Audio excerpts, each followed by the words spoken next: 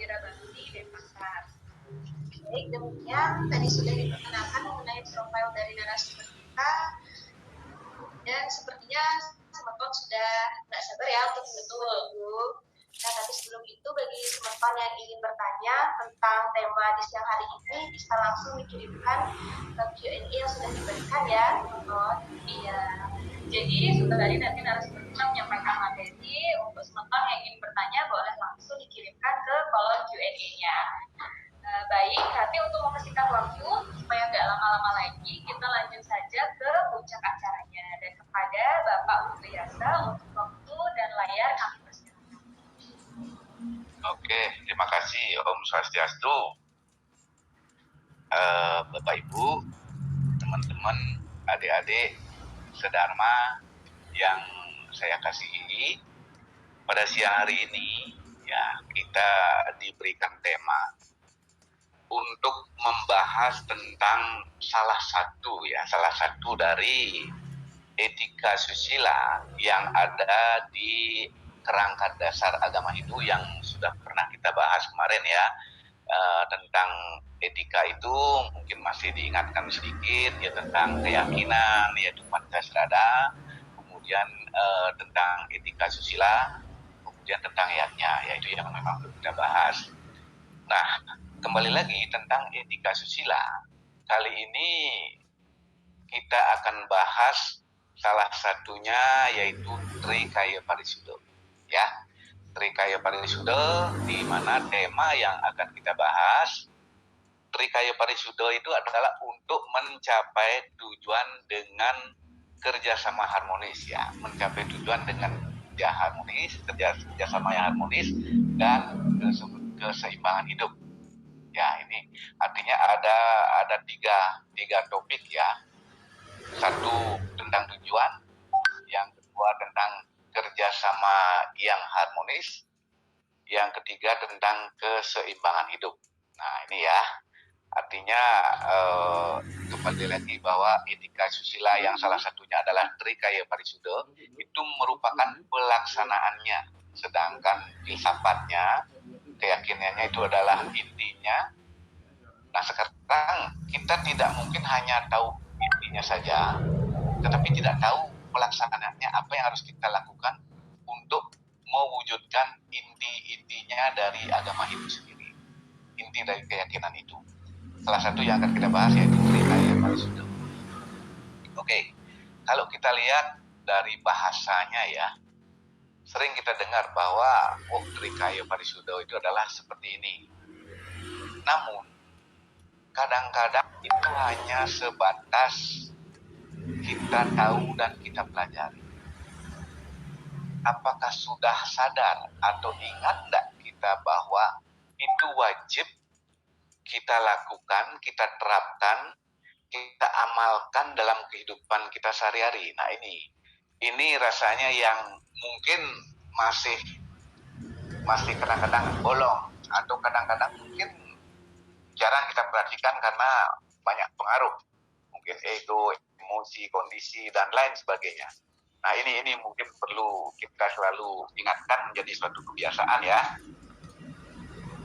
Kembali lagi bahwa Trikaya Parisuddha ya, mungkin coba next ya, bahwa Trikaya Parisuddha itu terdiri dari 3 kata, Tri, Kaya, dan Parisuddha ya. Jadinya mungkin next ya, udah kita ini tadi ya. Nextnya Tri itu kita tahu Tri artinya 3 kan. Artinya 3, kemudian Kaya itu artinya perilaku atau perbuatan ya. Kemudian Parisuddha itu berarti baik, suci atau disucikan atau bersih itulah ya. Jadi Trikaya Parisuddha itu adalah 3 komponen, 3 perilaku ya, 3 perilaku yang wajib kita sucikan, kita bersihkan tanpa noda. Artinya tanpa noda itu tidak ada unsur-unsur kepentingan di baliknya. Maksudnya kepentingan itu kadang-kadang kita berkata yang baik tapi di belakangnya ada kepentingan tidak sesuai dengan hati nurani kita. hanya untuk mencari muka menjadi sesuatu. Itu tidak, itu trikaya parisuda yang ternoda. Ya, itu maksudnya ya. Ini maksudnya jangan sampai trikaya parisuda yang benar-benar sangat luar biasa, ya, dampaknya terhadap kehidupan kita itu jangan sampai ternoda oleh keinginan, pikiran, ego dan lain sebagainya yang negatif. Artinya dia tidak boleh ternoda. Itu benar-benar murni, sehingga yang dinamakan suci itu kan murni keluar dari hati nurani kita. Ya, artinya trikaya parisuda adalah 3 perilaku yang wajib kita sucikan, murnikan, benar-benar keluar dari hati nurani. Ya, itu ya arti dari trikaya parisuda ya. Terus apa aja? Ya, apa aja ketiga unsur itu? Sering kita dengar ya bahwa trikaya parisuda adalah berpikir yang baik, berkata yang baik, berperilaku atau berbuat yang baik. Nah, ketiga unsur itu merupakan satu kesatuan ya. Ya, berpikir, berkata, berbuat itu sebetulnya merupakan satu kesatuan. Ya, dimana kalau kita hubungkan dengan keyakinan kita tentang hukum karma, ya, keyakinan kita tentang hukum karma yang sebagai inti dari pendidikan agama itu mulai dari pikiran, perkataan, perbuatan itu sudah menimbulkan karma. Ya, ini bukan hanya perbuatan saja, bukan hanya perkataan saja, tapi dari mulai kita pikirkan kita sudah kena hukum karma. Pikiran yang baik jelas karmanya baik, pikiran yang jelek jelas karmanya jelek. Apalagi sudah dikatakan, apalagi sudah dilakukan, itu sudah sangat besar. Ya, mulai di pikirannya udah kena, dikatakan kena lagi, apalagi sudah dilakukan. Ya, kenapa? Ya, kenapa itu bisa terjadi? Terus dari mana sumbernya? Apa sih yang menyebabkan kita harus berkata, berbuat yang tidak baik? Kenapa? Di mana sumbernya? Kita lihat ya, bahwa perkataan, perbuatan itu sumbernya adalah pikiran. Manacika itu ya. Pikiran merupakan motornya, ya, motor penggerak dari apa yang kita katakan, apa yang kita lakukan itu adalah sumbernya adalah pikiran. Jadi pikiran itu sangat mempengaruhi apa yang kita katakan dan apa yang kita lakukan. Ya, itu pikiran sumbernya.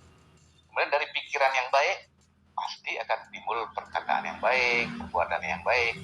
Ya, artinya itulah yang mesti kita kendalikan.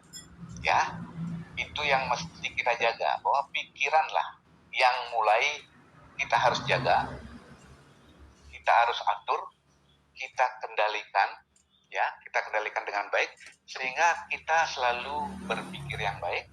Dari pikiran yang baik itu akan keluar perkataan yang baik, dari perkataan yang baik, dari pikiran yang baik akan keluar perilaku atau perbuatan yang baik.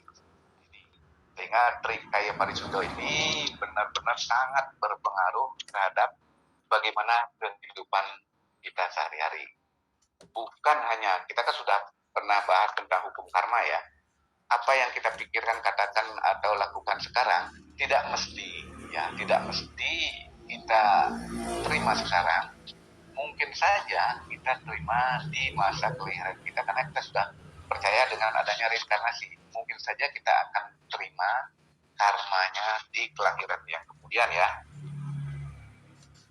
Oke, kita lanjutkan ya. Nah, kenapa trikaya parisuda itu benar-benar